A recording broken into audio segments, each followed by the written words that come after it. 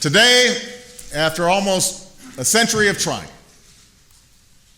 today, after over a year of debate, today, after all the votes have been tallied, health insurance reform becomes law in the United States of America.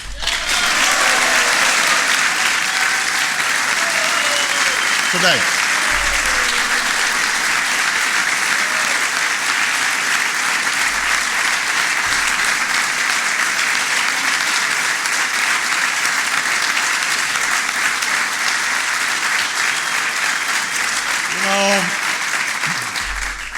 It is fitting that Congress passed this historic legislation this week. For as we mark the turning of spring, we also mark a new season in America. In a few moments, when I sign this bill, all of the overheated rhetoric over reform will finally confront the reality of reform.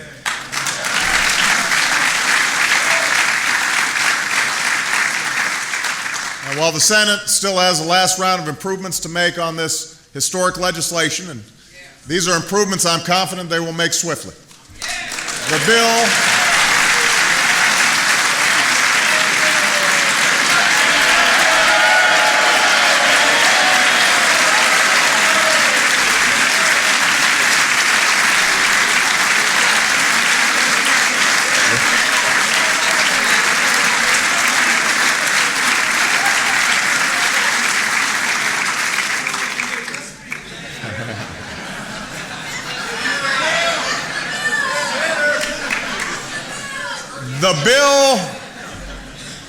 The bill I'm signing will set in motion reforms that generations of Americans have fought for and marched for and hungered to see.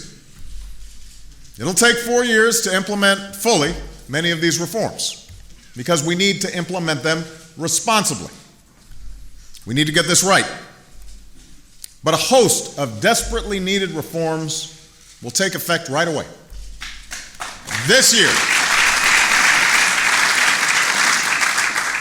This year, we'll start offering tax credits to about 4 million small businessmen and women to help them cover the cost of insurance for their employees. That happens this year.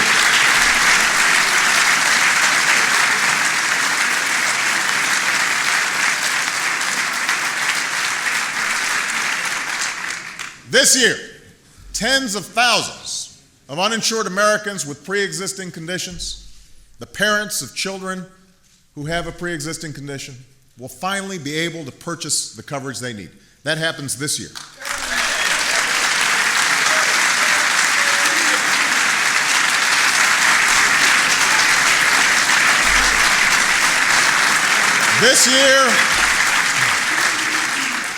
This year, insurance companies will no longer be able to drop people's coverage when they get sick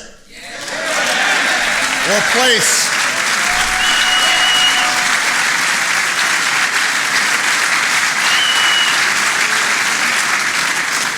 They won't be able to place lifetime limits or restrictive annual limits on the amount of care they can receive. This year, all new insurance plans will be required to offer free preventive care, and this year, young adults will be able to stay on their parents' policies until they are 26 years old. That happens this year.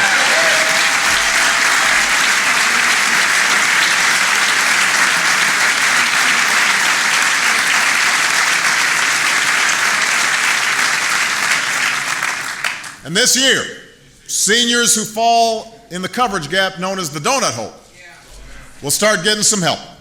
They'll receive $250 to help pay for prescriptions, and that will, over time, fill in the donut hole. And I want seniors to know, despite what some have said, these reforms will not cut your guaranteed benefits. In fact, under this law, Americans on Medicare will receive free preventive care without co-payments or deductibles. That begins this year.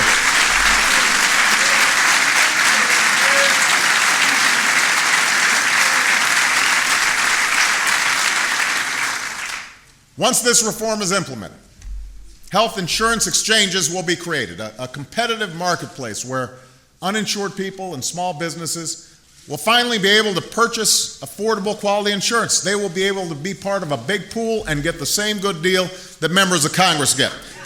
That's what's going to happen under this reform. And when this exchange is up and running, millions of people will get tax breaks to help them afford coverage, which represents the largest middle-class tax cut for health care in history. That's what this reform's about.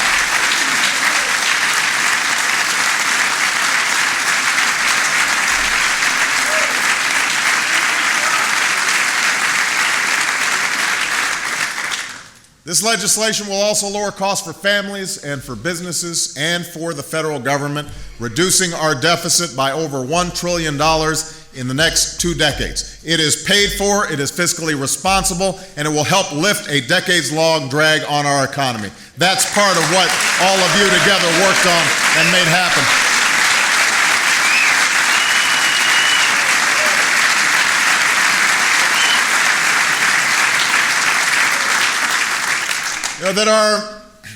That our generation is able to succeed in passing this reform is a testament to the persistence and the character of the American people who championed this cause, who mobilized, who organized, who believed that people who love this country can change it. It's also a testament to the historic leadership and uncommon courage of the men and women of the United States Congress, who've taken their lumps during this difficult debate. Yes, we did.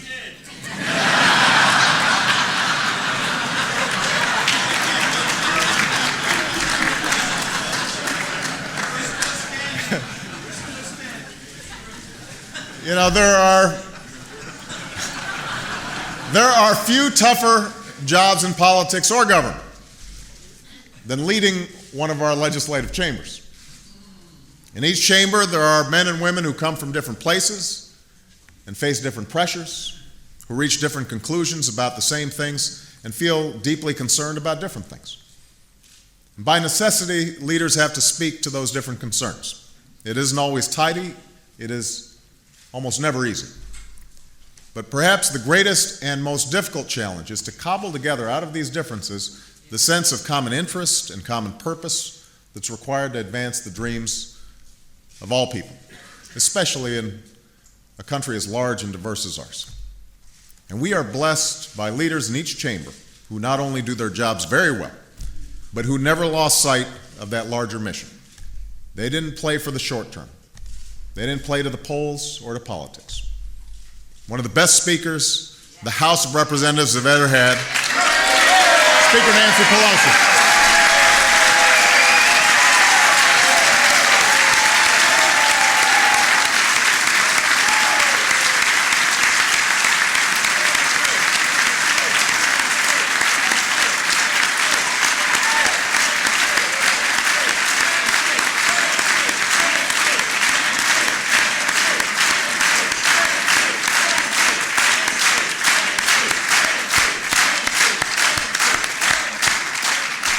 One of the best majority leaders the Senate has ever had, Mr. Harry Reid.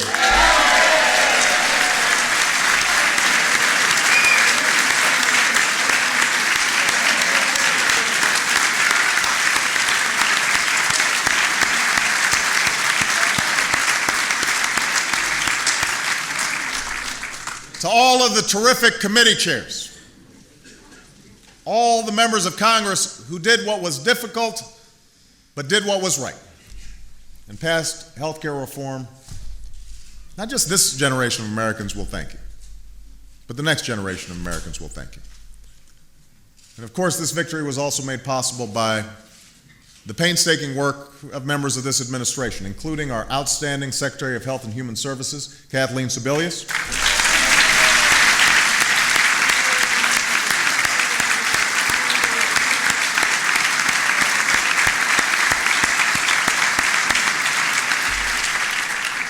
and one of the unsung heroes of this effort, an extraordinary woman who led the reform effort from the White House, Nancy Ann DeParle.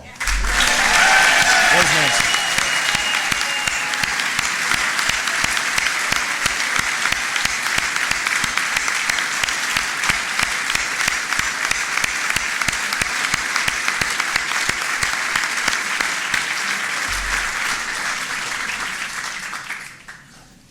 Today, I'm signing this reform bill into law on behalf of my mother, who argued with insurance companies even as she battled cancer in her final days.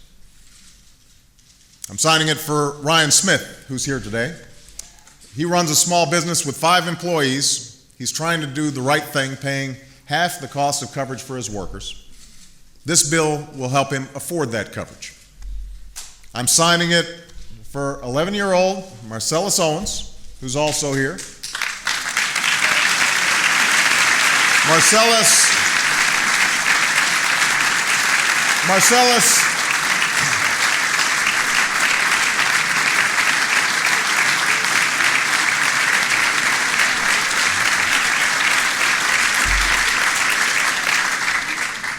Marcellus lost his mom to an illness, and she didn't have insurance and couldn't afford the care that she needed. So in her memory, he has told her story across America so that no other children have to go through what his family's experienced.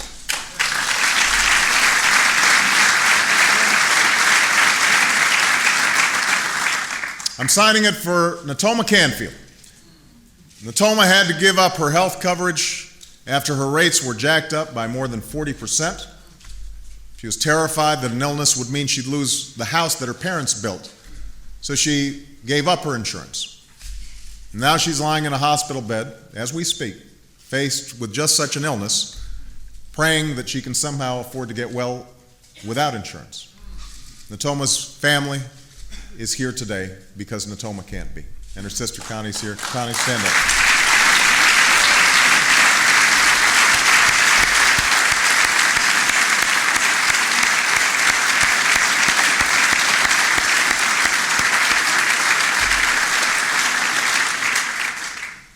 I'm signing this bill for all the leaders who took up this cause through the generations, from Teddy Roosevelt to Franklin Roosevelt, from Harry Truman to Lyndon Johnson, from Bill and Hillary Clinton to one of the deans who's been fighting this so long, John Dingell.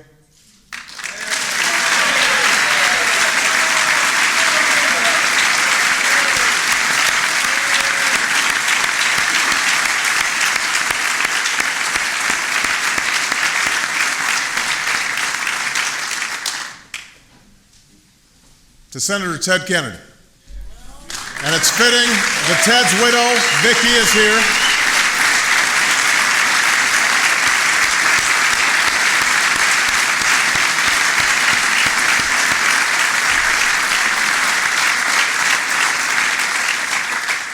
It's fitting that Teddy's widow, Vicki, is here, and his niece, Caroline, his son, Patrick, whose vote helped make this reform a reality.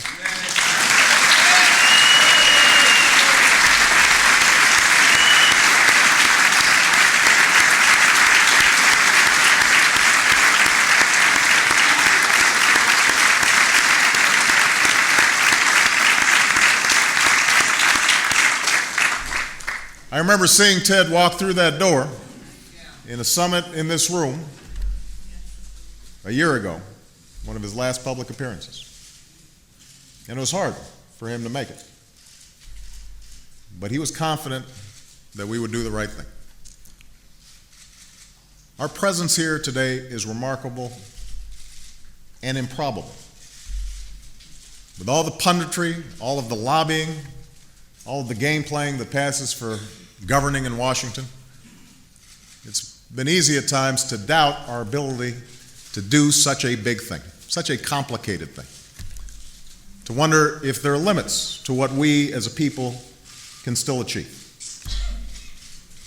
It's easy to succumb to the sense of cynicism about what's possible in this country. But today we are affirming that essential truth, a truth every generation is called to rediscover for itself, that we are not a nation that scales back its aspirations. We are not a nation that falls prey to doubt or mistrust. We don't fall prey to fear. We are not a nation that does what's easy. That's not who we are. That's not how we got here. We are a nation that faces its challenges and accepts its responsibilities. We are a nation that does what is hard, what is necessary, what is right. Here in this country, we shape our own destiny. That is what we do. That is who we are. That is what makes us the United States of America.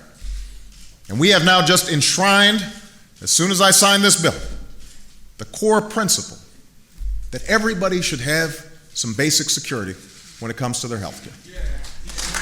And it is an extraordinary achievement that has happened because of all of you and all the advocates all across the country. So thank you. Thank you. God bless you, and may God bless the United States of America.